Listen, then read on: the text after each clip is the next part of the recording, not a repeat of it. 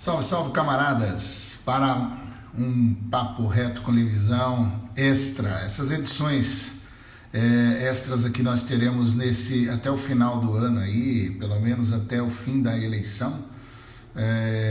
São encontros importantes onde alguns convidados e convidadas importantes vão estar por aqui batendo papo, trocando ideia, conversando, para que você conheça, a turma que me segue, que acompanha nas lives, mas que sempre depois vem e assiste, possa também conhecer, possa também ouvir pessoas que talvez você ainda não conheça.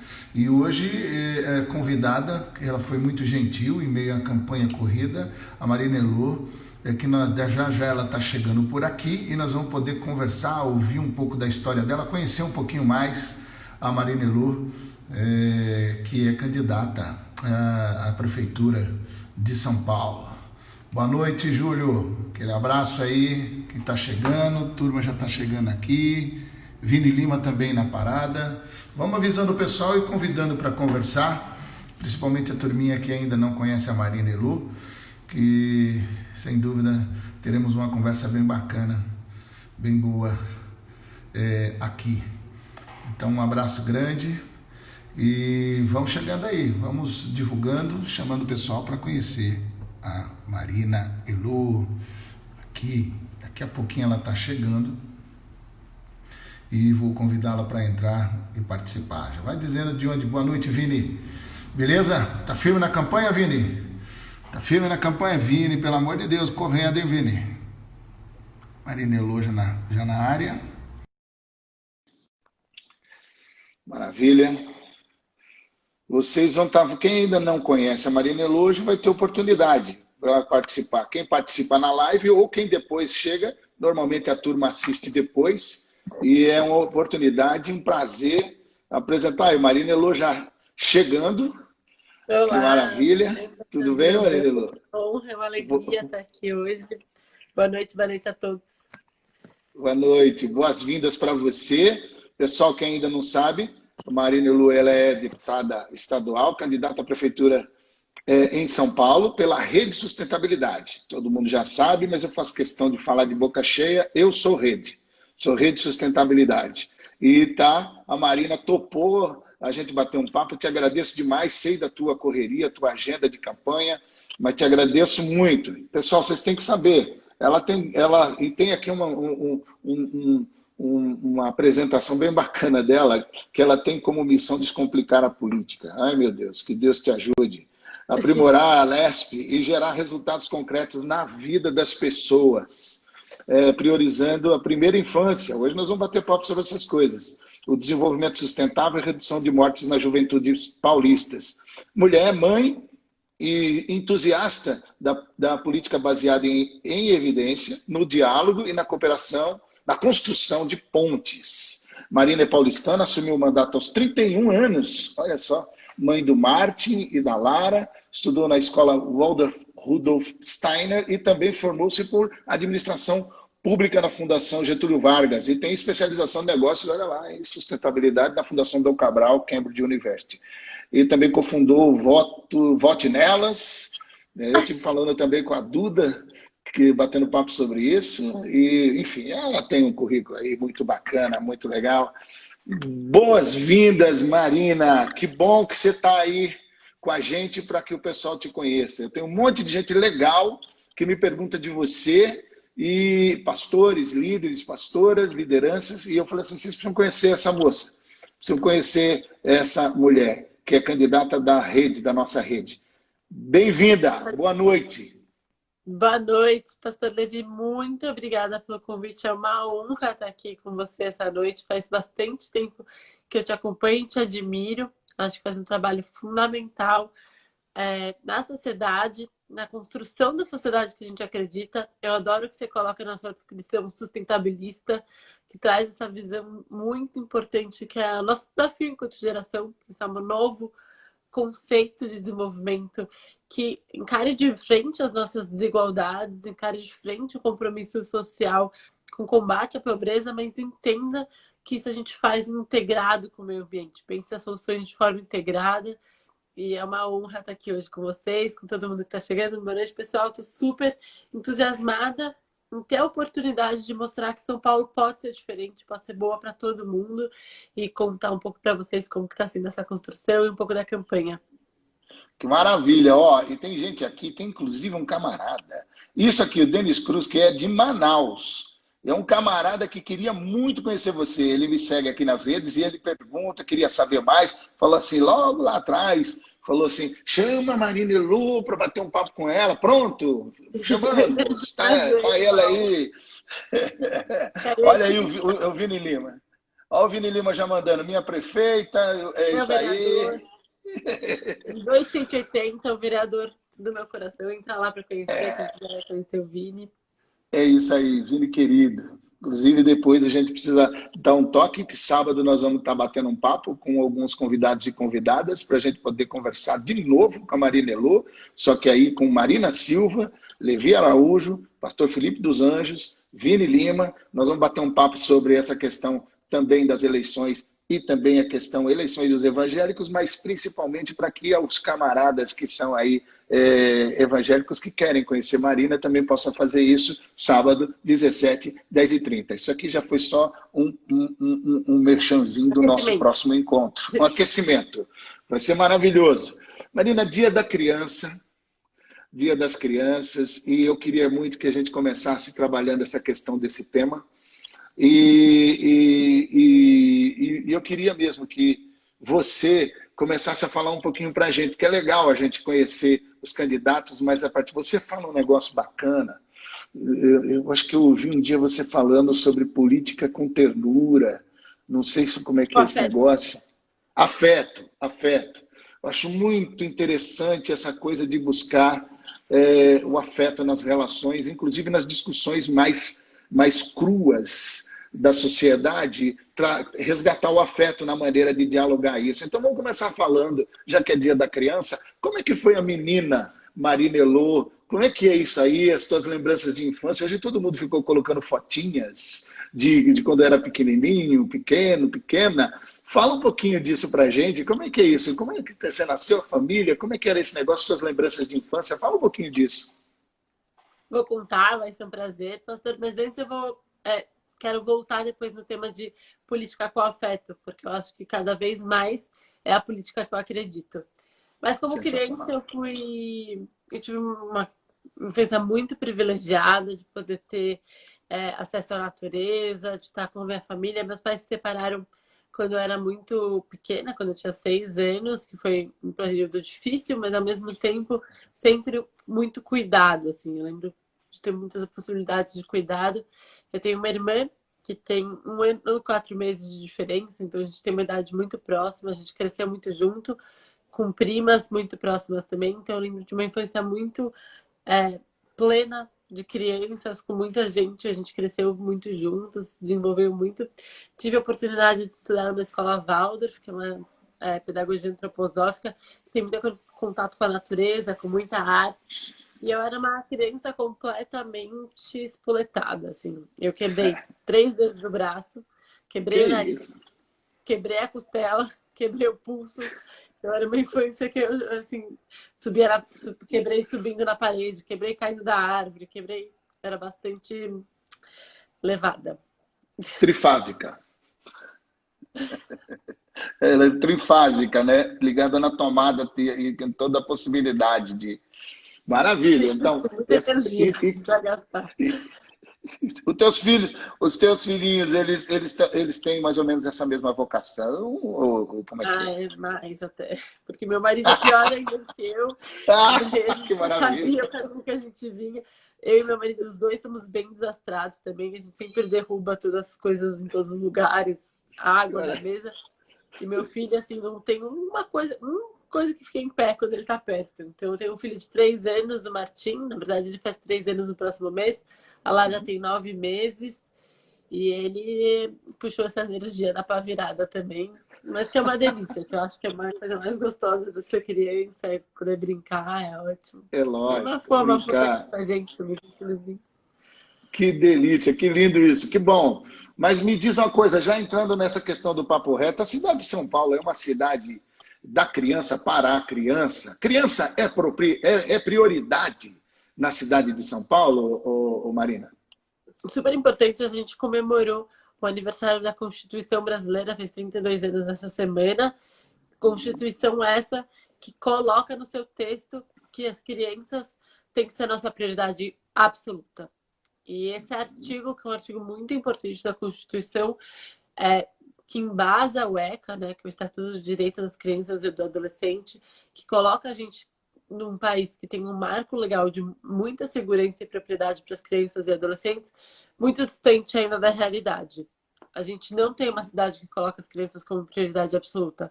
Está muito distante disso que a gente possa fazer. Olha, o Bruno Ganem, também candidato a prefeito em Indaiatuba, bem-vindo. Maravilha, Bruno. Mas a gente não tem uma cidade para as crianças, uma cidade que pense em que, nesse momento, é o momento mais potente para a gente combater as desigualdades sociais, porque quando a gente investe na infância, a gente investe que todas as pessoas tenham acesso a oportunidades iguais e a oportunidade de desenvolvimento. É uma cidade que seja pensada para as crianças, não só para o futuro, mas também para elas, como agentes de direitos nesse momento. Uma cidade que tenha transporte público de qualidade, que tenha espaços de brincar, espaços de aprender. E São Paulo, que tem de principal, na minha visão, é a potência e a possibilidade de ser protagonista em ser uma cidade para as crianças. A gente podia ser uma cidade educadora, que em cada um dos elementos da vida na cidade a gente desenvolva as nossas crianças. Isso é tornar a gente uma cidade protagonista no mundo, em combater as desigualdades, em fazer uma cidade mais inclusiva. E tem muita coisa legal que dá para fazer. Tem muita coisa legal feita em São Paulo, mas o nosso programa de Pra Cidade coloca as crianças como um eixo central de olhar e pensar políticas públicas, porque assim a gente não só dá oportunidades iguais e combate a desigualdade, como também pensa uma cidade melhor para todo mundo. Perfeito. Quando você fala, isso tem o seu programa. Seu programa está disponível já? Como é que está isso? Tá, a gente tem no meu site, né, no link da minha bio, você consegue ler todas as propostas, mas mais do que isso, a gente é a única candidatura que tem uma plataforma aberta, chama Consul, que você pode entrar lá, escrever sua ideia e opinião, a gente devolve uma resposta para todas as ideias, se serão incorporadas no programa ou não, e por quê. E se eu tiver uma ideia de como a cidade pode ser mais inclusiva e pode ser melhor para as crianças, escreve lá para a gente. Mas o que a gente faz é pensar políticas públicas desde antes dessa criança nascer, para que a gente possa preparar essa família, preparar os pais, um pré-natal de qualidade, uma aproximação à parentalidade, trazer os pais também, incluir os pais nessa discussão, que ainda são políticas públicas muito focadas nas mulheres, e a gente sabe que muda a qualidade da família quando os pais também participam. Cuidar de um parto mais seguro, mais humano, mais adequado, que a gente ainda tem taxas de mortalidade materna inaceitáveis, incompatíveis com o mundo. A gente tem uma segunda... E daí começar, né? O programa... Eu tenho Rede Cegonha e o Rede de Amparo Materno aqui na cidade de São Paulo. Fortalecer esses programas. E daí a gente chega nas creches, né? Que é um tema super fundamental. Zerar a fila da creche. Mas a gente precisa começar a discutir qualidade na creche. E daí tem todo um capítulo de primeira infância também.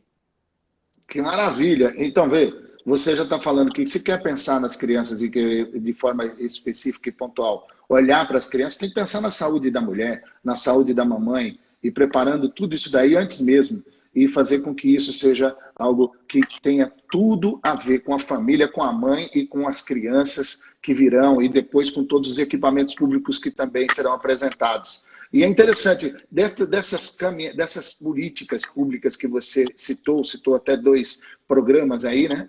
Citou 2 programas. Dentro disso, você como prefeita, já estou percebendo que, evidentemente, por conta até da sua atuação como deputada, como a mãezona que enfim, com a sua formação e também com parte do programa que você já apresentou, você como prefeita, você chegando, e muitos ficam falando assim, a futura prefeita, não, a próxima, porque não? Você tem que falar assim, né? A futura tu pode ficar um pouco depois. Mas como prefeita, você priorizando as crianças, como é que você enfatizaria e fomentaria as questões de educação? Você já falou de creche. O ensino fundamental, a caminhada dentro da questão do ensino fundamental, mas eu queria muito que você já falasse agora, nós estamos numa pandemia.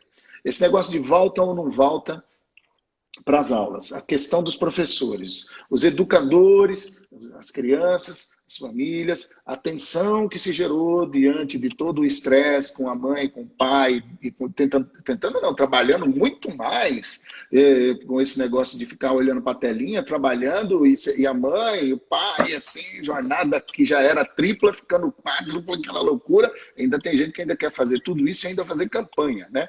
Não é verdade? Então, assim, quando você olha para isso, você fala assim, meu Deus, como é que... Mas tem a questão do retorno para a escola, volta agora, não volta agora, enfim, as questões da educação, a criançada ficou numa defasagem muito forte. O que é que você acha disso tudo? Como é que você, como prefeita, tendo que administrar todo esse peso desse ano, como é que você agiria no que diz respeito à educação e também a proteção da criança e do adolescente? Enfim, a gente começa a pensar sobre duas óticas. A primeira, o papel da prefeitura na educação, que é um papel talvez dos mais lindos e mais importantes que a Constituição definiu para a prefeitura, para o município, que é cuidar da primeira infância, então oferecer educação básica, que é a creche, e a creche de qualidade e os primeiros ciclos de educação, e a educação fundamental, que é talvez o momento mais importante da educação, que é quando a gente estrutura o entendimento da alfabetização dos números e da alfabetização na língua portuguesa, que é o que faz ser possível todo o resto da educação. A gente errou no Brasil ao investir muito na educação superior e muito pouco na educação básica. E é por isso que hoje a gente tem indicadores com 100% dos alunos que se formam no Brasil, considerando escola pública e escola privada, acabam a escola sabendo o que era esperado. 93% dos alunos não acabam a escola sabendo o que era esperado. Eles acabam a escola e não sabem o que é esperado. E isso chegou num lugar... Começa na alfabetização. A gente vê que os estados que conseguiram avançar com maior rapidez e qualidade no IDEB, como Ceará e Pernambuco, investiram na alfabetização, que é papel do prefeito. Então, como prefeita, eu vou investir muito na qualidade da creche, que é quando a gente desenvolve a nossa capacidade cognitiva e depois a gente brinca, né, que a gente passa o resto da vida fazendo terapia para resolver o que aconteceu na infância. Então, a gente tem que criar infâncias muito boas, ao mesmo tempo que minha prioridade absoluta na educação vai ser uma alfabetização de qualidade, para que os nossos alunos de fato aprendam a ler. A gente sabe que eles muitas vezes passam pela alfabetização, mas não compreendem os textos que leem. E por isso eles não conseguem entender o resto da educação. Isso é possível de fazer com escolas de tempo integral, com apoio pedagógico, com os professores focados na alfabetização.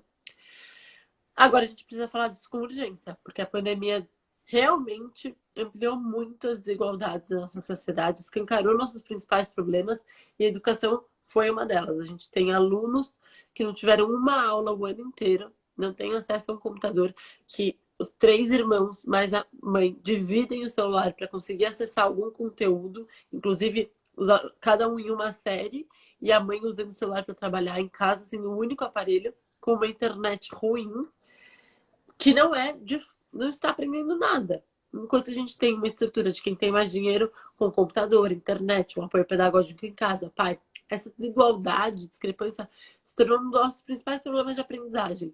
Que já seria muito ruim se fosse só isso, mas as escolas fechadas também criam um problema socioemocional. As crianças estão depressivas, as crianças estão isoladas, elas estão desanimadas. Muitas delas não estão convivendo com outras crianças, então elas só têm relações hierárquicas o tempo todo, não têm relações com pares para se desenvolver. E ainda mais, e o terceiro ponto é que, infelizmente, o Brasil é o 5º país mais perigoso do mundo para se viver. A gente tem indicadores de abuso e violência sexual e violência geral contra crianças e adolescentes assustador. E muitas dessas crianças em casa estão passando por isso. Então, a falta da escola traz um impacto muito grande na identificação desses casos, no desenvolvimento socioemocional das crianças e na aprendizagem. Então, eu acho fundamental a volta às aulas, que tem que ser feita com segurança.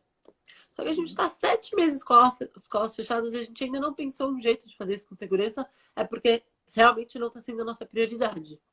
Então, eu, como prefeita, vou colocar isso como prioridade absoluta, criar planos para que a gente tenha rápida identificação de casos, que a gente consiga isolar e, com bastante agilidade, caso a gente precise uma sala, um grupo, que não tenha pessoas de grupo de risco, que a gente possa ter flexibilidade, que a gente tenha higiene nas escolas, que a gente possa ter água, álcool gel, distanciamento social, horários diferentes, redistribuir as escolas. Existem vários indicadores do que é possível ser feito para o retorno às aulas seguras, que já está acontecendo no mundo inteiro, que a gente precisa fazer com urgência. Perfeito, perfeito. E todo o cuidado e sensibilidade, tanto com os pais quanto as crianças, no que diz respeito também aos professores, aos funcionários das escolas, esse cuidado todo, quer dizer, é complexo demais. E coisa complexa demais tem que ser visto com bastante atenção, com previsão, com antecipação. Se isso fosse o costume óbvio e efetivo, numa situação a gente teria pelo menos o cuidado que a questão das queimadas que estão acontecendo. Não existiu nenhum plano de prevenção, então não existe plano de prevenção para aquilo que é prioritário. Você, quando fala disso, você... Hã? Porque não é Diga, prioridade, né? Quando você não tem nenhum plano, não é prioridade. Não tem prioridade, está preocupado com outra coisa. E depois vai ter que começar a explicar que boi é bombeiro. Eu quero ver qual que é a associação do boi bombeiro lá com a questão da escola pública. Quer dizer, essas maluquices que a gente percebe que é um assinte, né? É um atentado a qualquer pessoa que pensa razoavelmente. Então, isso é uma interessante. Mas você se apresenta também com um discurso, e outro dia eu estava conversando com o pessoal, falando assim, a Marina Elô, ela tem um discurso que é um discurso bem jovem. Ela até parece ela fala como se fosse blogueira, e isso é legal, sabia? Você tem um jeitão que é um jeitão rápido, fala rápido, articula os pensamentos e fala com um jeitão que é bem jovem, isso é bacana. Você tem, então, um público jovem que curte você e que para te ouvir.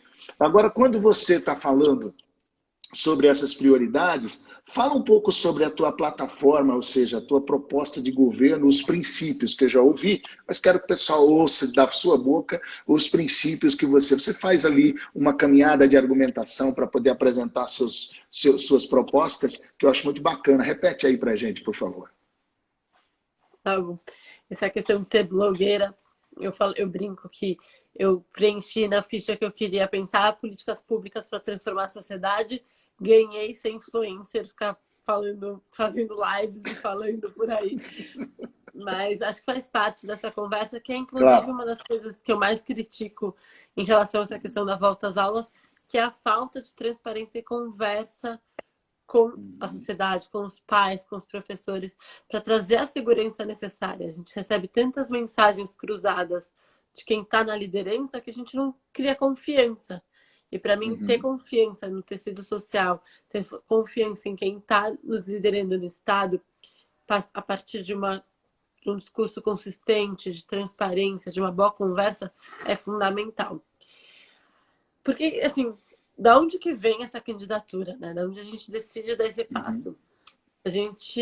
Eu tenho um projeto dentro da rede sustentabilidade para a cidade. A gente começou a olhar o que está acontecendo com a política no mundo. A política está indo para um lugar da polarização, que nega a própria política. E daí eu vou fazer uma ponte com a política do afeto. A política é, por definição, e uma definição de Aristóteles, o encontro das diferenças pela busca da felicidade comum. É o encontro das visões diferentes, legítimas da sociedade. É legítimo que as pessoas pensem diferentes, tenham ideias diferentes, tenham criações diferentes, tenham objetivos diferentes. Mas na política elas se encontram, dialogam, negociam para construir uma solução que seja o melhor do encontro daquelas visões. e que de fato produza uma solução, produza uma escola para todo mundo, um modelo de escola, um modelo de saúde, um modelo de transporte público, mas que se torne uma política pública concreta. A polarização que a gente está vivendo, ela não se interessa pelo resultado na vida das pessoas. Ela se interessa por eu reforçar a minha ideia a partir de me diferenciar do outro o tempo todo. Então a gente vê as pessoas que as redes sociais trazem muito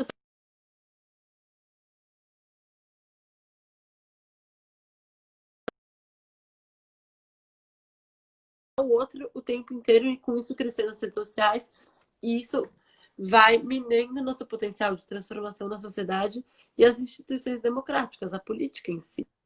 E o que eu acredito, e o que eu vejo é da gente retomar a política para a construção de um projeto de país e para um projeto de cidade, dentro de uma perspectiva que não dá mais para a gente seguir com teorias do começo do século passado, com ideias fixas que não dialogam com o mundo conectado, com o mundo digital, e que se deparou com a finitude dos recursos ambientais, pensar o mesmo problema, pensar novas soluções. A gente precisa sair da mesmice, a gente precisa estar aberto a negociar, a conversar com todas as partes da sociedade, então, com a academia, com o setor privado, com as empresas, com as famílias, com as igrejas, com as associações da sociedade civil, com as pessoas, com os indivíduos, com todo mundo que compõe a sociedade, junto com o Estado, para chegar em soluções dialogando a partir daí. Por isso que eu gosto tanto de falar da política com afeto, porque na hora que a gente consegue colocar o afeto como um elemento de respeito ao outro nessa construção e no foco e no afeto com o que a gente está transformando na vida das pessoas, ela se torna muito mais potente.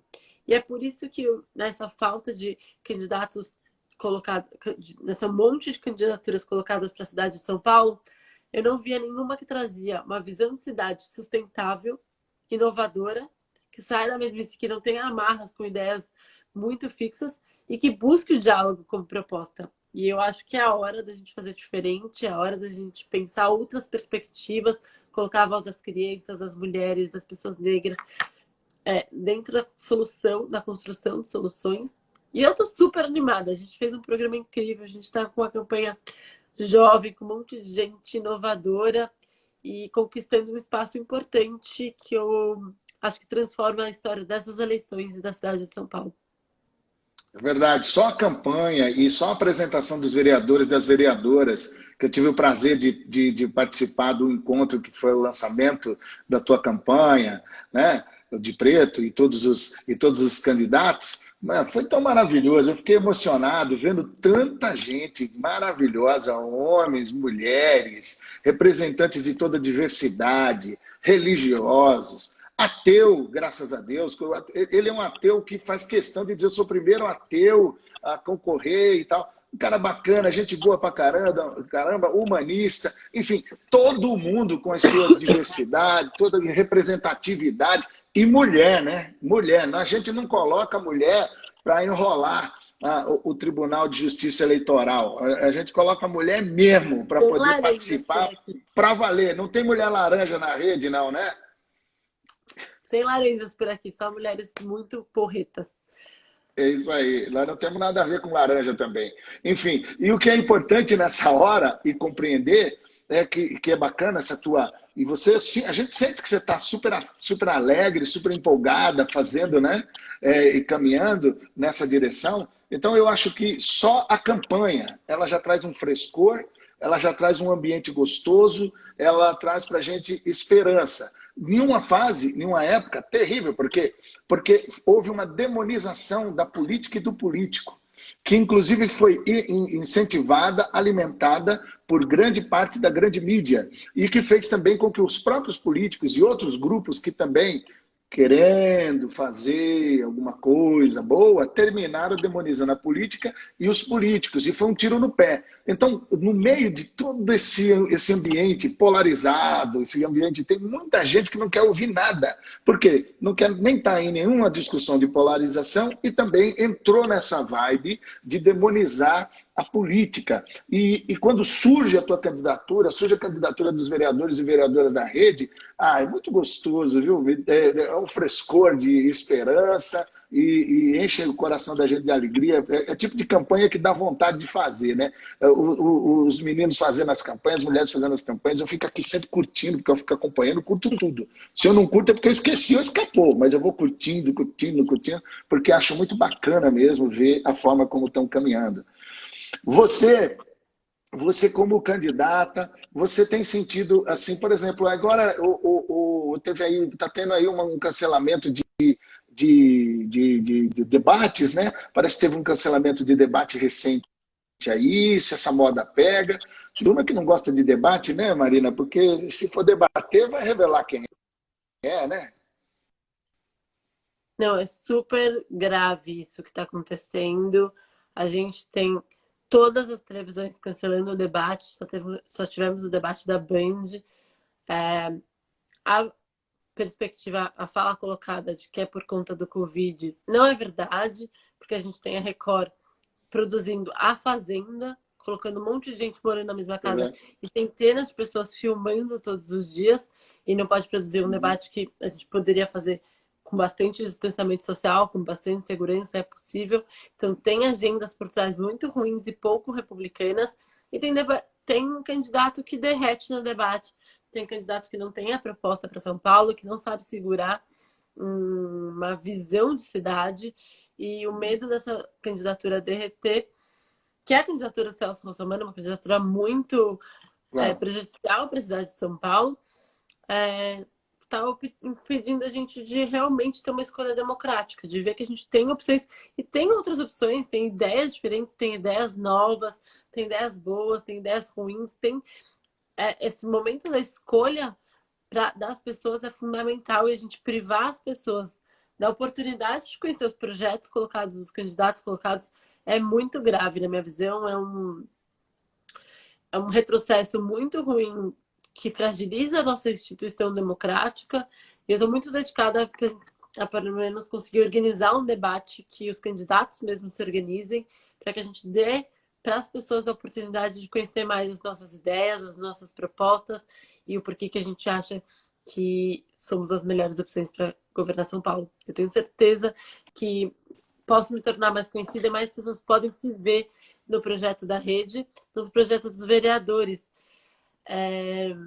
Você falou bastante dos vereadores e eles são realmente incríveis. A gente precisa de novas ideias com muita consistência. Quando você trouxe a importância dos políticos, quando a gente fala que a gente precisa de novas pessoas, a gente não precisa de qualquer renovação. A gente precisa de pessoas que se prepararam para estar lá, que têm ideias, que têm projetos. E a Rede Sustentabilidade oferece isso nessas eleições. Então, se você quiser conhecer mais as nossas opções de candidatos, entra no site umanovasociedade.com.br. Lá você vai conhecer as opções e ver que dá para ser diferente. Sociedade, e depois a gente dá um jeito de repetir nos comentários, pessoal colocando também nos comentários para a gente ir para lá. O pessoal precisa te ouvir, porque, na verdade, uma pegada e uma fala, uma bandeira importante que é da sustentabilidade de São Paulo, a cidade de São Paulo, vamos falar sério, programa de sustentabilidade, um projeto, né, que seja de curto, de médio, de longo prazo. Há quantos anos as pessoas ficam fazendo discussões somente para, vamos usar o clichêzinho, para inglês ver e para outros olharem essa questão, mas nunca teve de verdade um projeto, um plano de sustentabilidade para a cidade de São Paulo. E você tem essa bandeira. Fala um pouco o que seria essa sua proposta, como é que você, como prefeita, trabalharia para poder fazer com que o nosso olhar se voltasse com um olhar sustentável para a cidade de São Paulo. Pastor, acho que a gente tem 3 respostas aqui, uma de curto prazo, uma de médio prazo e de longo prazo. Quando a gente precisa de pensar a cidade para que ela seja uma cidade boa para se viver para todas as pessoas, a gente tem coisas que a gente precisa fazer imediatamente, mas a gente precisa começar a construir a cidade que a gente vai querer viver. Coisas a fazer imediatamente é pensar como a gente melhora a qualidade do ar, fazendo uma mudança de matriz energética. Hoje o diesel que a gente usa nos ônibus é o mais poluente Mais de 95 mil pessoas morreram nos últimos anos por conta da poluição do ar. E é o mais caro, que faz nosso transporte ser um dos mais caros do mundo para o usuário, 4,40, e para a cidade, que paga 3 bilhões de subsídio.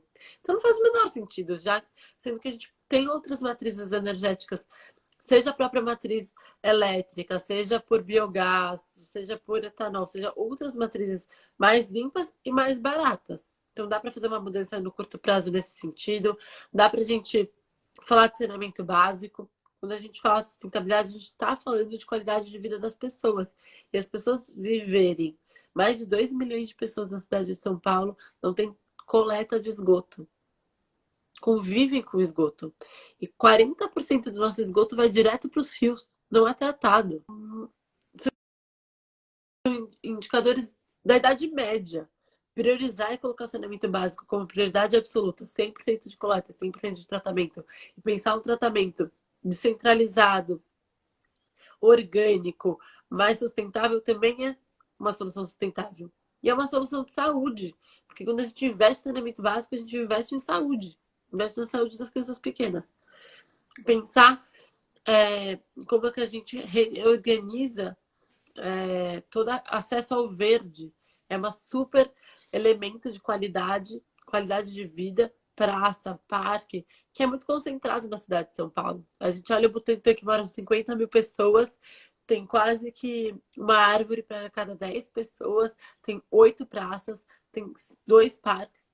E a gente olha cidade de Tiradentes, Grajaú, Jaçanã, que juntos não tem, que juntos moram mais de 1 milhão de pessoas e não tem a mesma quantidade de árvores que o Butantã. É muita desigualdade de qualidade de vida. Isso traz problemas de enchente, isso traz problemas de habitação, de moradia. Pensar a permeabilidade do solo e a cidade a partir dessa perspectiva é urgente. Mas também a gente tem um plano de longo prazo. E o que é um plano de longo prazo? É um plano que as pessoas não precisam ficar 3 horas se locomovendo para ir para o trabalho, para voltar para casa, para pagar a conta, para voltar para casa, que elas ficam sozinhas, solitárias, perdendo a chance de viver em comunidade, ter uma boa vida no trânsito, na poluição. Por quê? Porque não tem trabalho, não tem renda, não tem espaço, não tem lazer, não tem cultura na cidade como um todo. Então, pensar a cidade mais distribuída, incentivar a geração de renda e emprego, incentivar, distribuir mais acesso à escola, à educação, à saúde, a equipamento de cultura e lazer pela cidade, criar um conceito que chama Cidade a 15 Minutos, que você possa fazer tudo perto da sua casa e que a gente possa, então, realmente ter uma boa vida, viver bem, respeitando o meio ambiente, o ar, os rios, a permeabilidade do solo, mas também, principalmente, tendo um impacto positivo na vida das pessoas, que esse é o nosso objetivo. Isso é uma cidade mais sustentável. Incrível. Boa, hein? Mandou bem.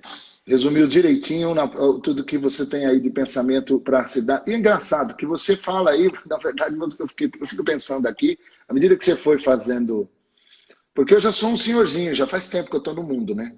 Então é o seguinte, já faz tempo. Eu não sei se você sabe, mas eu trabalhei no CONDEFAT, no Conselho de Defesa do Patrimônio Histórico, Artístico, Arqueológico e Turístico do Estado de São Paulo. Está sendo super atacado nessa campanha, né? Precisa ser defendido. Super atacado. Tem que defender porque o negócio está feio.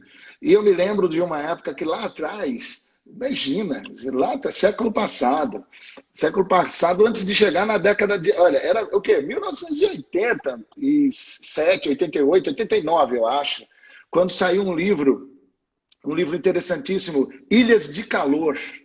E eu fui pegar esse lançamento desse livro e a explicação, em 1989, a explicação das ilhas, as ilhas de calor, ali nos Jardins e os outros espaços dentro da própria cidade de São Paulo e região metropolitana também, era um absurdo, um estudo fantástico, extraordinário sobre isso daí. Eu fico imaginando, se naquela época lá estava daquele jeito, imaginando como é que esse negócio está hoje. Está hoje. Me lembro quando participei do tombamento do Pacaembu, para que os caras estavam querendo tudo fazer ali, um mini portal do Morumbi de novo, cercando tudo aquilo ali. Eu me lembro muito bem do tombamento do tombamento dos Jardins. dos 5 jardins. Eu me lembro muito bem de quando foram tentar, e aí era a época, era até o prefeito Jânio Quadros, junto com o Quércia, eles estavam ali querendo fazer a Janiolândia dentro do Campos Elíseos de Santa Ifigênia. Eu lembro de todos esses movimentos, porque participei, inclusive trabalhando diretamente nisso, e quando ouço você falando tudo isso, eu fico passando um filme, sabe? Assim, meu Deus do céu, mas quanta coisa a gente já se perdeu e toda a luta que fizemos agora, como você mesmo disse, com o Defat, com o Presp. Eu estou ligado da lutinha, do que está acontecendo no Compresp. Então, essas coisas todas que vão contra o meio ambiente, essa coisa da cidade e do cuidado que tem que se ter com a memória e também com uma qualidade de vida, como você muito bem falou. Isso é incrível, isso é incrível. Agora, para a gente... Fala mais sobre isso aí. Uma coisa que eu queria falar, escutando, que é essa importância de entender que uma nova possibilidade, uma nova política que não vai sair da mesmice, não é criar tudo do zero. Isso é exatamente a velha política. Quando você entra e quer fazer todos os programas com o seu nome, com a sua cara, com o seu partido, parar bons programas porque você quer reinventar a roda, é exatamente o contrário do que eu acredito para a política. A nova política, na minha visão, quando a gente fala que a gente precisa sair da mesmice e pensar diferente, inclusive, reconhecer o que tem de bom em outros programas. No meu programa, a gente cita um programa bom do Haddad, um programa bom do Bruno, e me perguntaram, mas por que vai fazer votar em você? Eu falei, porque a gente reconhece o que está sendo bom, a gente vai melhorar e vai fazer mais. A gente não vai querer reinventar a roda em tudo. E escutar é super importante, porque essas discussões são profundas na cidade de São Paulo. Acontecem há muitas décadas, com muitas pessoas extremamente competentes. E já tem muito acúmulo. O que a gente precisa fazer é conseguir avançar essas políticas públicas, trazendo qualidade de vida para as pessoas, né? Trazendo uma evolução para que a gente possa ser uma cidade boa para se viver. Cada vez mais a gente está se afastando dessa discussão e chegando num lugar, de novo, muito polarizado. Eu acho muito bacana esse negócio de dar crédito a quem merece crédito e reconhecer as coisas boas que os outros fazem. Mas também isso nos dá autoridade, inclusive, para poder criticar coisas como essa que fizeram lá no Vale do Anhangabaú. Pelo amor de Deus, hein? Pelo amor de Deus, o que foi aquilo? Pelo amor de Deus, só estamos querendo falar de sustentabilidade, vem uma pataquada daquela, mas, pelo amor de Deus, faltou conselho, faltou o quê? Faltou revelação, oração, reza, passe. Sei o que faltou antes para não fazer uma pataquada daquela, pelo amor de Deus? Eu não consigo te responder o que faltou, porque para mim faltou muita coisa. Faltou tudo que você falou e bom senso, né? Assim, claro. A gente sabe que bom senso não é bem distribuído, mas... Eu sei, acho que foi uma escolha muito infeliz de projeto, de execução, de justificativa, de investimento. Eu gosto muito de reconhecer o que é bom para poder ter tranquilidade em criticar o que foi mal feito. E ali foi uma escolha muito ruim. Acho que foram algumas escolhas muito ruins da última prefeitura, bastante concentradas na área de meio ambiente, né? A gente não teve nenhum avanço importante para uma cidade mais sustentável, que melhore a nossa qualidade de vida. A gente deixou, assim, estamos perdendo as nossas áreas de manancial na cidade de São Paulo, com uma habitação irregular, sem um programa de habitação que olhe com seriedade o que está acontecendo. A gente está colocando em risco a nossa própria segurança hídrica. Então, existe um descaso dessa prefeitura nesses temas que, sim, podem ser criticados. E põe no pacote essa nova obra do Anhangabaú, que ficou muito ruim. Pelo amor de Deus. Pelo amor de uma infelicidade absurda. Uma felicidade absurda. E outra coisa que é importante nisso, eu só concordo plenamente, porque por ter já trabalhado há muitos anos nisso aí, acompanhar a cidade do jeito que acompanha, você tem toda a razão. Tem a caminhada dentro da questão da sustentabilidade do meio ambiente na cidade de São Paulo, infelizmente nessa gestão não foi lá uma das coisas melhores mesmo, sendo bonzinho no jeito de falar. Agora, a questão interessante também nisso tudo, por exemplo, eu fico bastante... Uma das coisas que tem é a questão das hortas, dessas hortas comunitárias, de trabalhar essa questão de poder ter esses ambientes para poder fazer com que as hortas comunitárias, o pessoal, até o próprio Boulos tem programas interessantes interessantes que ele tem falado, que ele tem defendido, e tem coisa que... Outro dia eu estava vendo você no debate ali, os últimos debates da Band, que, aliás, parabéns, mandou muito bem. Eu achei assim interessante, porque eu acho que tem coisas ali que você poderia explorar mais, batendo papo com o Bolo sobre essas coisas que são voltadas para aquelas coisas que convergem. E eu acho que isso é muito interessante, isso é muito saudável. Isso é muito Super. saudável para a nossa caminhada democrática. Você não acha isso? Fala um pouco aí, um pouco desse aspecto, por favor. Eu acho fundamental. O Boulos está entregando, né, dentro de uma habitação, de um conjunto habitacional que eles estão trabalhando, uma horta integrada. A gente tem uma candidata maravilhosa na rede que fez isso e faz numa proporção muito grande numa comunidade inteira, que chama Lia, da Vila Nova Esperança. Então, Lia da Nova Isso Esperança, mesmo. super vale a pena vocês conhecerem, porque Isso. ela, enfim, construiu uma realidade de construção sustentável a partir das hortas comunitárias urbanas na comunidade. Isso mudou a vida de todo mundo, mudou a segurança alimentar, mudou a qualidade da alimentação, mudou o pertencimento da comunidade, mudou a permeabilidade do solo. E é uma experiência que a gente tem na rede, que ela hoje é candidata a vereadora maravilhosa e que pode ser multiplicada para a cidade como um todo. A gente tem um problema que a gente está se alimentando muito mal enquanto sociedade. E a gente pensar essas soluções que tragam mais permeabilidade para o solo, que tragam mais verde, mas que tragam também pertencimento, hortas urbanas, hortas compartilhadas, tá no nosso programa, é um pilar do governo, a prefeitura pode apoiar muito e tem vários impactos desse desdobramento que vai para além da horta em si, mas fala de pertencimento, fala de qualidade da alimentação, fala de reconexão com o alimento. Então é um programa que eu gosto muito, aprendi muito com a Lia e a gente tem, enfim, uma proposta para que isso se torne cada vez mais concreto na cidade de São Paulo. Perfeito. Eu gosto demais da Lia. Eu tenho acompanhado, hoje mesmo estava lá uma festança dela, fazendo lá a campanha dela. Ela gravou, foi tão bonitinho. E é bacana demais ver o trabalho dela, emocionante, e ver o jeitão dela. Ela é uma liderança maravilhosa e aquilo ali mesmo, que tem como algo que deve ser replicado. E sensacional. Tem pastores que estão chegando aqui também. O Fernando Oliveira é um pastor fantástico, nosso brother. Está saudando você. Salve. Salve.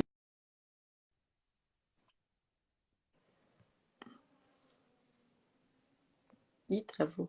Nós vamos estar junto com o Felipe dos Anjos e também Lima. Enfim, a Duda, que é a nossa coordenadora, né, da nossa Mesmo. da legislação, que é também a direção nacional da rede. Vai ser um negócio muito legal e os pastores, pastoras, aliás, quero aproveitar agora para que você, ao final, por favor, é um pedido meu, mande para as pessoas que você conhece e os pastores, pastoras e líderes, mande essa live. Mande para lá e diga assim, ó, o pastor Levi pediu para você assistir essa live, por favor, para que vocês possam conhecer melhor a Marina Elô. Tá certo? Marina, Então, foi um ó, prazer. Vou adorar falar com vocês no sábado. Já estou animada, mas esse bate-papo, esse esquenta foi incrível. Foi uma super oportunidade importante. Então, quero te agradecer mesmo por entender a importância da gente fortalecer a democracia, dando um espaço para que a visão de mundo que a gente acredita reverbere. Foi ótimo conversar com você. Obrigada, Pastor Levi. olha, nós Ótimo vamos... poder Ó, aprender com você.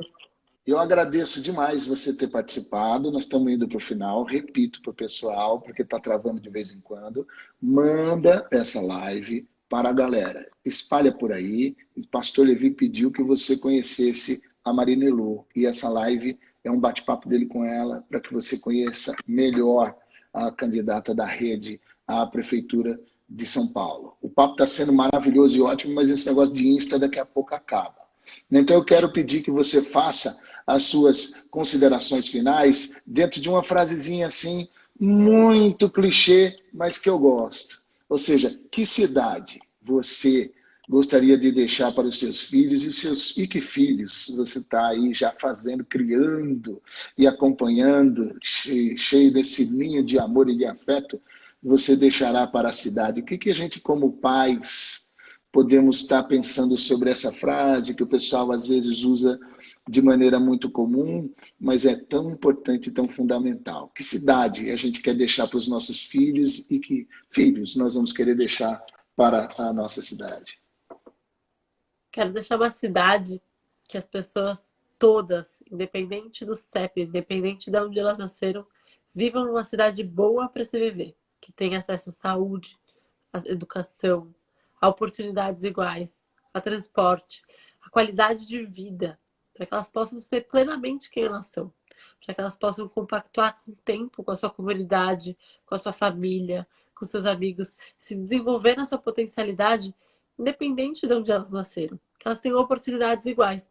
Eu quero que os meus filhos vivam numa cidade que eles possam ser quem eles são, serem felizes, para que eles possam realmente ter acesso a uma cidade de qualidade, a qualidade de vida. E eu acho que é possível São Paulo ser uma cidade boa para todas as pessoas viverem, dando oportunidades iguais, cuidando dos valores tão importantes da nossa cidade, tão importantes da nossa sociedade, que não podem ser deixados de lado, mas que tem que ser a base que nos fortaleça para a nossa construção de sociedade, para que a gente se entenda como sociedade.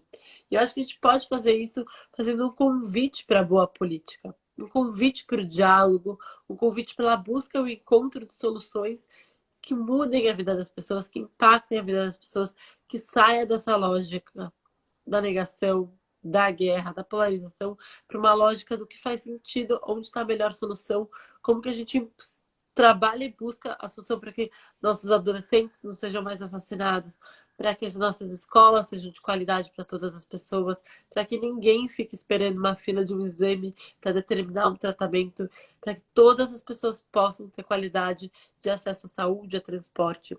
E a gente só vai fazer isso com a boa política. Então, eu quero deixar aqui um convite para isso. Quero te agradecer por esse espaço, por sempre ser uma inspiração e eu aprender tanto com você, aprender formas de ver o mundo, que eu acho que é o que a gente está precisando, ver o mundo por outras lentes. E é esse o convite que a Rede Sustentabilidade tem nessas eleições. Existem outras lentes possíveis, existem vereadores incríveis, existe uma possibilidade de a gente fazer uma cidade antirracista, mas de fato para melhorar a vida das pessoas com uma outra lógica, pela política do afeto, para uma sociedade mais sustentável. Eu tô, de verdade, acho que entusiasmada, né? Que a gente fala, a palavra entusiasmada é o encontro com Deus dentro de você, né? E eu me vejo muito conectada com o propósito que me dá energia, me dá alegria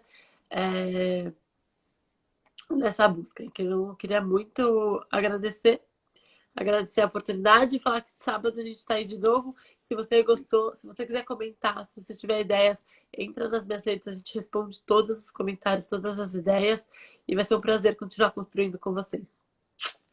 Que maravilha, muito obrigado, viu, Marina? E olha, sábado nós estamos juntos e daqui lá a luta ainda tem tempo de lutar e se for preciso a gente volta a conversar de novo aqui, né? A gente bate papo porque nós estamos todo mundo de campanha. E é muito bom isso, é muito bom isso. Tá bom? Um abraço para você. Essas eleições bote 18, porque a gente está em campanha para discutir o número. Isso mesmo. Então, ó, manda para o pessoal conhecer, diga que o pastor Levi está mandando, pediu para enviar essa live, peça licença, sempre com muita educação. O pastor Levi pediu para enviar essa live para que vocês conheçam a Marina Elô, porque ela ficou muito bacana, não é por nada não, mas nós fizemos uma live bem bacana, ficou gostosa, e é bom porque deu para conhecer Marina, e é legal isso. Aproveita também para se preparar. Nós vamos estar avisando nas redes sociais, sábado, 17, às 10h30. Nós estaremos Marina Elô, Marina Silva, eu, Vini dos Anjos e outros convidados, abrindo esse diálogo que nós vamos estar fazendo sobre as eleições e os evangélicos, mas também que o pessoal conheça um pouco mais da Marina Elô. Marina Elô, valeu, muito obrigado. Eu sei da tua correria e a campanha, e dona de casa, e a esposa, e mamãe, e enfim, tudo esse monte de coisa que você faz, e isso é maravilhoso. Eu te agradeço de coração a gente ficar até essa hora, mas foi muito bom ouvir você. Tá bom? Imagina, agora eu vou Deus te pra abençoe. reunião que não para, mas a gente tá aí Vai lá, vai lá. lutando por uma cidade melhor. Um beijo, Um obrigada mesmo beijo. pela Deus guarde oportunidade. Um beijo você. a todas as pessoas. Tchau, Tchau! tchau. Beijão. Tchau, tchau.